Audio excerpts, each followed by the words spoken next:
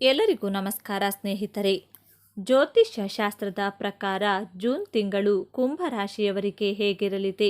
ವೈವಾಹಿಕ ಜೀವನ, ಉದ್ಯೋಗ, ಆರೋಗ್ಯ, ವ್ಯಾಪಾರ, ವೃತ್ತಿ, ಶಿಕ್ಷಣ, ಆರ್ಥಿಕ ಸ್ಥಿತಿಯಲ್ಲಿ ಯಾವೆಲ್ಲ ಬದಲಾವಣೆಗಳಿವೆ ಎನ್ನುವುದರ ಬಗ್ಗೆ ಸಂಪೂರ್ಣ ಮಾಹಿತಿ ಈ ವಿಡಿಯೋದಲ್ಲಿ ನೋಡೋಣ ಬನ್ನಿ.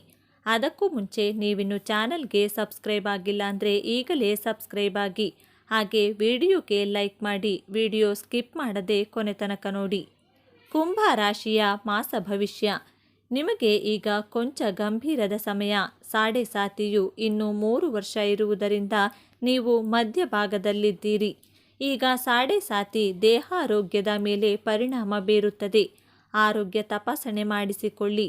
ವೈದ್ಯರ ಸಲಹೆ ಸೂಚನೆಯಂತೆ ನಡೆಯಿರಿ. ಯಾವುದು ಕಾಯಿಲೆ ಉಲ್ಬಣವಾಗದಂತೆ ಜಾಗ್ರತೆ ವಹಿಸಿ. ಸರ್ಕಾರದಿಂದ ತೊಂದರೆ ಬರುತ್ತದೆ. ನಿಮ್ಮವರಿಂದಲೇ ನಿಮಗೆ ನೋವು, ಅಪಮಾನ ಆಗುವ ಸಂಭವ ಇದೆ. ಮನಸ್ಸಿಗೆ ಘಾಸಿ, ಆಘಾತ ಆಗುವ ಸಂಗತಿಗಳು ನಡೆಯುತ್ತವೆ.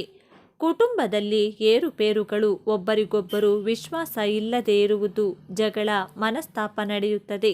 ದತ್ತಾತ್ರೇಯನ ಸ್ಮರಣೆ ಮಾಡಿ.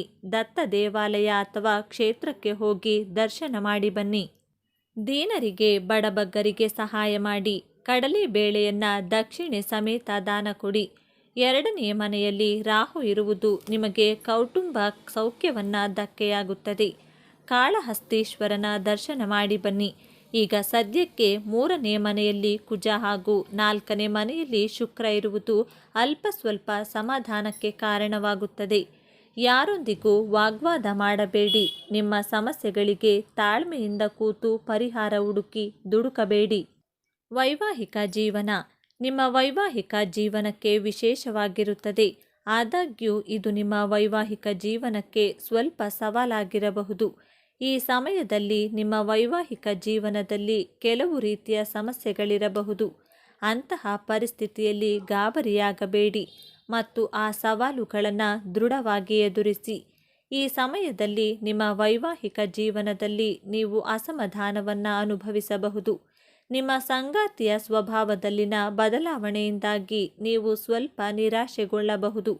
ಈ ಸಮಯದಲ್ಲಿ ನಿಮ್ಮ ಭಾವನೆಗಳನ್ನು ಬಿಟ್ಟು ನಿಮ್ಮ ಸಂಗಾತಿಯ ಭಾವನೆಗಳನ್ನು ಅರ್ಥ ಮಾಡಿಕೊಳ್ಳಿ. ಅವರೊಂದಿಗೆ ಸಮಯ ಕಳೆಯುತ್ತಿರಿ. ಪ್ರತಿಯೊಂದು ಸಂದರ್ಭದಲ್ಲೂ ನೀವು ಅವರೊಂದಿಗೆ ನಿಂತಿದ್ದೀರಿ ಎಂಬ ಭಾವನೆ ಮೂಡಿಸಿ. ಅಂತಹ ಪರಿಸ್ಥಿತಿಯಲ್ಲಿ ಜೀವನ ಸಂಗಾತಿಯು ನಿಮ್ಮ ಭಾವನೆಗಳನ್ನು ಅರ್ಥ ಮಾಡಿಕೊಳ್ಳುತ್ತಾರೆ. ಇದರಿಂದಾಗಿ ಇಬ್ಬರ ನಡುವೆ ಸಾಮರಸ್ಯವು ಗೋಚರಿಸುತ್ತದೆ. ಮೇ ತಿಂಗಳಿನಿಂದ ನಿಮ್ಮ ವೈವಾಹಿಕ ಜೀವನಕ್ಕೆ ಪರಿಸ್ಥಿತಿಗಳು ಅನುಕೂಲಕರವಾಗಿರುತ್ತವೆ. ನಿಮ್ಮ ಸಂಗಾತಿಯು ನಿಮಗೆ ಸಂಪೂರ್ಣವಾಗಿ ಸಮರ್ಪಿತರಾಗಿ ಕಾಣುತ್ತಾರೆ. ಆರ್ಥಿಕ ಸ್ಥಿತಿ. ನಿಮ್ಮ ಆರ್ಥಿಕ ಜೀವನವು ಈ ವರ್ಷ ಅದ್ಭುತವಾಗಿರುತ್ತದೆ. ಈ ವರ್ಷ ನಿಮಗೆ ಆರ್ಥಿಕ ಲಾಭದ ಸಾಧ್ಯತೆಗಳಿವೆ. ಈ ವರ್ಷ ನೀವು ಹಣವನ್ನು ಉಳಿಸುವಲ್ಲಿ ಯಶಸ್ವಿಯಾಗುತ್ತೀರಿ. ಮೇ ನಂತರ ನಿಮ್ಮ ಆರ್ಥಿಕ ಸ್ಥಿತಿ ಸುಧಾರಿಸಲು ಪ್ರಾರಂಭಿಸುತ್ತದೆ. ಅನೇಕ ಆದಾಯದ ಮೂಲಗಳು ಇರುತ್ತವೆ ಮತ್ತು ನಿಮ್ಮ ಹಣಕಾಸಿನ ಭಾಗದ ಬಗ್ಗೆಯೂ ನೀವು ಸಂತೋಷವಾಗಿರುತ್ತೀರಿ. ಆರ್ಥಿಕವಾಗಿ ನೀವು ತುಂಬ ಒಳ್ಳೆಯವರಾಗಿರುತ್ತೀರಿ. ವರ್ಷದ ಆರಂಭದಲ್ಲಿ ನೀವು ಹಣಕಾಸಿನ ಪ್ರಯೋಜನಗಳನ್ನು ಪಡೆಯುವ ಸಾಧ್ಯತೆ ಇದೆ. ಅಥವಾ ಈ ಸಮಯದಲ್ಲಿ ನೀವು ಹಣಕಾಸಿನ ಪ್ರಯೋಜನಗಳ ಬಗ್ಗೆ ಕೆಲವು ಒಳ್ಳೆಯ ಸುದ್ದಿಗಳನ್ನು ಪಡೆಯಬಹುದು. ನೀವು ವ್ಯಾಪಾರ ಮಾಡಿದರೆ ಆರ್ಥಿಕ ಲಾಭವಿರುತ್ತದೆ ಮತ್ತು ನೀವು ಕೆಲಸವನ್ನು ಮಾಡಿದರೆ ನಿಮ್ಮ ಆದಾಯವು ಹೆಚ್ಚಾಗುವ ಸಾಧ್ಯತೆ ಇದೆ. ವರ್ಷದ ಕೊನೆಯ ತಿಂಗಳಲ್ಲಿ ಸಂದರ್ಭಗಳು ನಿಮಗೆ ಅನುಕೂಲಕರವಾಗಿರುತ್ತವೆ. ನೀವು ಬ್ಯಾಂಕ್ನಲ್ಲಿ ಸಾಲಕ್ಕಾಗಿ ಅರ್ಜಿ ಸಲ್ಲಿಸಿದರೆ ಅದರಲ್ಲಿಯೂ ನೀವು ಯಶಸ್ವಿಯಾಗುತ್ತೀರಿ. ಒಂದು ವಿಷಯವನ್ನು ನೆನಪಿನಲ್ಲಿಡಿ. ಬಹಳ ಬುದ್ಧಿವಂತಿಕೆಯಿಂದ ಹಣವನ್ನು ಖರ್ಚು ಮಾಡಿ. ಒಟ್ಟಾರೆಯಾಗಿ ಈ ವರ್ಷ ನಿಮಗೆ ಉತ್ತಮವಾಗಿರುತ್ತದೆ. ಪ್ರೇಮ ಜೀವನ. ಈ ವರ್ಷ ನಿಮ್ಮ ಪ್ರೇಮ ಜೀವನವು ಸಾಮಾನ್ಯಕ್ಕಿಂತ ಉತ್ತಮವಾಗಿರುತ್ತದೆ. ವರ್ಷದ ಆರಂಭವು ಸ್ವಲ್ಪ ನಿಧಾನವಾಗಬಹುದು. ನೀವು ಮಾರ್ಚ್ವರೆಗೆ ಪ್ರೀತಿಯ ಜೀವನದಲ್ಲಿ ಏರಿಳಿತಗಳನ್ನು ಎದುರಿಸಬೇಕಾಗಬಹುದು. ಆದರೆ ಈ ಅವಧಿಯಲ್ಲಿ ನಿಮ್ಮ ಪ್ರೀತಿಯಲ್ಲಿ ಸಂಪೂರ್ಣ ನಂಬಿಕೆ ಇಡಿ ಮತ್ತು ನಿಮ್ಮ ಪ್ರೀತಿ ಪಾತ್ರರ ನಂಬಿಕೆಯನ್ನು ಮುರಿಯಬೇಡಿ. ಈ ಸಮಯದಲ್ಲಿ ನಿಮ್ಮ ಪ್ರೇಮ ಸಂಬಂಧದ ಬಗ್ಗೆ ನೀವು ಸ್ವಲ್ಪ ಗೊಂದಲವನ್ನು ಹೊಂದಿರುತ್ತೀರಿ. ಮನಸ್ಸಿನಲ್ಲಿ ಒಂದು ರೀತಿಯ ಗೊಂದಲ ಇರುತ್ತದೆ. ಇದು ನಿಮ್ಮ ಮನಸ್ಸಿನಲ್ಲಿದ್ದರೆ ಅದನ್ನು ಪರಿಹರಿಸಿ. ತಪ್ಪು ಕಲ್ಪನೆಯನ್ನು ತೆರವುಗೊಳಿಸಲು ಪ್ರಯತ್ನಿಸಿ. ಈ ವರ್ಷ ನೀವು ನಿಮ್ಮ ಪ್ರೇಮಿಯೊಂದಿಗೆ ದೀರ್ಘ ಪ್ರಯಾಣವನ್ನು ಮಾಡಬಹುದು. ಗಿರಿಧಾಮ ಅಥವಾ ಕಡಲ ತೀರದ ಸ್ಥಳವು ನಿಮ್ಮ ನೆಚ್ಚಿನ ತಾಣವಾಗಿರಬಹುದು. ಪ್ರೇಮ ಜೀವನಕ್ಕೆ ಮಂಗಳಕರ ತಿಂಗಳಿರುತ್ತದೆ. ನಿಮ್ಮ ಪ್ರೇಮ ವಿವಾಹಕ್ಕೆ ಅವಕಾಶಗಳು ದೊರೆಯುತ್ತಿವೆ. ನಿಮ್ಮ ಪ್ರೀತಿಯ ಸಂಬಂಧವನ್ನು ಮದುವೆಯ ಸಂಬಂಧವಾಗಿ ಪರಿವರ್ತಿಸಲು ನೀವು ಬಯಸಿದರೆ ಇದು ನಿಮಗೆ ಉತ್ತಮ ಸಮಯವಾಗಿರುತ್ತದೆ. ನಿಮ್ಮ ಪ್ರೀತಿಗೆ ತಾಜಾತನವನ್ನು ತರಲು ನಿಮ್ಮ ಸಂಗಾತಿಯೊಂದಿಗೆ ಆನಂದಿಸಿ. ಪ್ರೀತಿಯಲ್ಲಿ ಪಾರದರ್ಶಕತೆಯನ್ನು ಕಾಪಾಡಿಕೊಳ್ಳಿ. ವೃತ್ತಿ ಜೀವನ. ಈ ವರ್ಷ ನೀವು ಮಾಡುತ್ತಿರುವ ಕಠಿಣ ಪರಿಶ್ರಮವು ಉತ್ತಮ ಫಲಿತಾಂಶ ನೀಡುತ್ತದೆ. ಒಂದು ಸಣ್ಣ ಕೆಲಸವನ್ನು ಪೂರ್ಣಗೊಳಿಸಲು ಸಹ ನೀವು ತುಂಬ ಕಷ್ಟಪಡುವ ಸಾಧ್ಯತೆ ಇದೆ. ಅಡೆತಡೆಗಳು ಖಂಡಿತವಾಗಿಯೂ ಇರುತ್ತದೆ, ಆದರೆ ನಿಮ್ಮ ಕೆಲಸ ಖಂಡಿತವಾಗಿಯೂ ಪೂರ್ಣಗೊಳ್ಳುತ್ತದೆ. ಉದ್ಯೋಗದಲ್ಲಿರುವವರಿಗೆ ಉತ್ತಮ ಸಮಯ. ನೀವು ಪ್ರಾಮಾಣಿಕ ಹೃದಯದಿಂದ ಶ್ರಮಿಸಿದರೆ ಮತ್ತು ನಿಮ್ಮ ಕೆಲಸದಲ್ಲಿ ತೊಡಗಿಸಿಕೊಂಡರೆ ನೀವು ಬಡ್ತಿ ಪಡೆಯಬಹುದು. ವರ್ಷದ ದ್ವಿತೀಯಾರ್ಧದಲ್ಲಿ ನೀವು ವ್ಯವಹಾರದಲ್ಲಿ ತೊಡಗಿಸಿಕೊಂಡಿದ್ದರೆ ನೀವು ಹೊಸ ವ್ಯವಹಾರವನ್ನು ಪ್ರಾರಂಭಿಸುವ ಸಾಧ್ಯತೆ ಇದೆ ಮತ್ತು ಅದರಲ್ಲಿ ಲಾಭವಿದೆ. ಆದರೆ ನೀವು ಕೇವಲ ಒಂದು ಕೆಲಸವನ್ನು ಮಾತ್ರ ಮಾಡುತ್ತೀರಿ ಎಂಬುದನ್ನು ನೀವು ನೆನಪಿನಲ್ಲಿಟ್ಟುಕೊಳ್ಳಬೇಕು. ಸಮಯ ಮತ್ತು ಅದನ್ನು ವಿಸ್ತರಿಸಲು ಪ್ರಯತ್ನಿಸಿ. ಶಿಕ್ಷಣ. ವಿದ್ಯಾರ್ಥಿಗಳಿಗೆ ಈ ವರ್ಷ ಸ್ವಲ್ಪ ಸವಾಲಿನದ್ದಾಗಿರಬಹುದು. ವಿದ್ಯಾರ್ಥಿಗಳು ಕಠಿಣ ಪರಿಶ್ರಮ ಪಟ್ಟಾಗ ಮಾತ್ರ ಉತ್ತಮ ಫಲಿತಾಂಶ ಸಿಗುತ್ತದೆ. ಅಂದರೆ ಈ ವರ್ಷ ಅದೃಷ್ಟವು ನಿಮ್ಮ ಪರವಾಗಿ ಕಡಿಮೆ ಇರುತ್ತದೆ. ಆದ್ದರಿಂದ ನೀವು ನಿಮ್ಮ ಕಠಿಣ ಪರಿಶ್ರಮವನ್ನು ಸಂಪೂರ್ಣವಾಗಿ ಅವಲಂಬಿಸಬೇಕಾಗುತ್ತದೆ.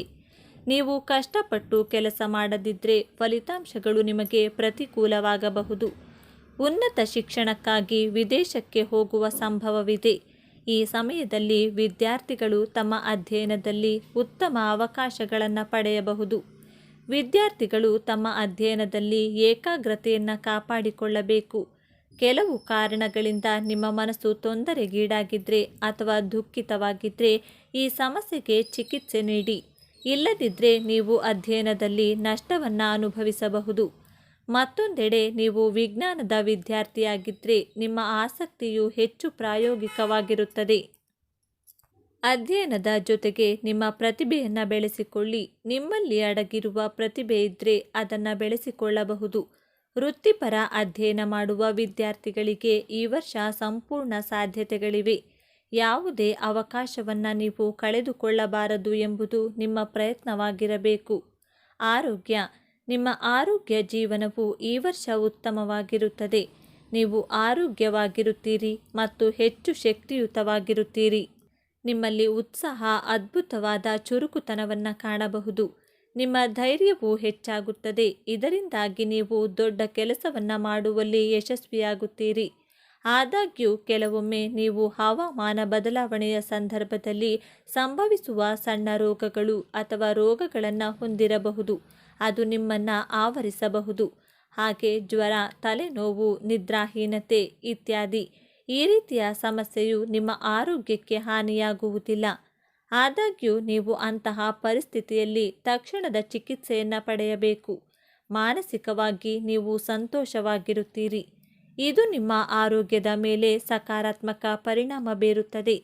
ನಿಮ್ಮ ವ್ಯಕ್ತಿತ್ವ ಸುಧಾರಿಸುತ್ತದೆ. ನಿಮ್ಮ ವ್ಯಕ್ತಿತ್ವವು ಜನರನ್ನು ಆಕರ್ಷಿಸುತ್ತದೆ. ಇದಲ್ಲದೆ ನಿಮ್ಮ ಸಂವಹನ ಶೈಲಿಯು ಸುಧಾರಿಸುತ್ತದೆ. ನಿಮ್ಮ ಪರಿಣಾಮಕಾರಿ ಸಂವಹನ ಶೈಲಿಯ ಮೂಲಕ ನೀವು ಇತರರ ಮೇಲೆ ಪ್ರಭಾವ ಬೀರಲು ಸಾಧ್ಯವಾಗುತ್ತದೆ. ಸ್ನೇಹಿತರೆ, ಈ ಮಾಹಿತಿ ನಿಮಗೆ ಇಷ್ಟವಾಗಿದ್ದಲ್ಲಿ ದಯವಿಟ್ಟು ಶೇರ್ ಮಾಡಿ, ಲೈಕ್ ಮಾಡಿ ಮತ್ತು ನಮ್ಮ ಚಾನಲ್ಗೆ ಸಬ್ಸ್ಕ್ರೈಬ್ ಆಗಿ.